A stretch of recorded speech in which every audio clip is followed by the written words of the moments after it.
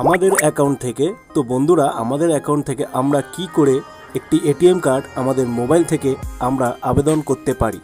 তো চলো বন্ধুরা, বেশি কথা না বলে শুরু করা যাক আজকের এই নতুন ভিডিও।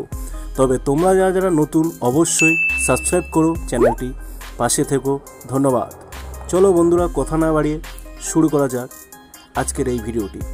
তো প্রথমে আমি অনলাইন, যেহেতু আমার ইউকো ব্যাংক, তো আমি এখানে ইউকো ব্যাংক বলে খুলে নেব। খুললেই আমাদের এই পেজটা খুলে যাবে।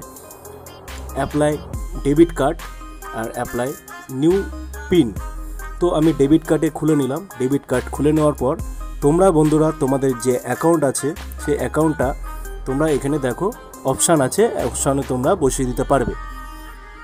তো অ্যাকাউন্ট বসিয়ে দেওয়ার পর এখানে আরও দুটো অপশান আছে, যেইগুলো স্টার দেখছো, যেগুলো লাল কালারের স্টার মার্ক মারা আছে, সেইগুলো অতি অবশ্যই তোমাদের ইনপুট করতে হবে, এইগুলো ভরাতে হবে। তো এখানে তোমাদের যেটা একদম উপরে দেওয়া আছে বড় ছক করে, সেইখানে তোমাদের অ্যাকাউন্ট নাম্বার পুট করবে। অ্যাকাউন্ট নাম্বার পুট করার পর এখানে সিলেক্ট অপশান আছে, এখান থেকে তোমরা সিলেক্ট করে নিতে পারবে।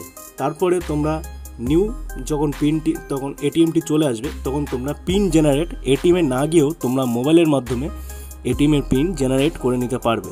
তো এইখানে দেখছো যেগুলো স্টার মার্ক দেওয়া আছে, সেইগুলো যখন পিন নতুন এটিএমটি আসবে তোমাদের হাতে, সেই নতুন এটিএমের যে নাম্বারটা আছে ওই নাম্বারটা দিয়ে, অ্যাকাউন্ট নাম্বার দিয়ে, যে এটিএমের সাথে দেখবে তোমাদের সব আছে, মানে ডেট কত, মানে তোমাদের ওটা এক্সপায়ার হবে, সবগুলো দেওয়া আছে।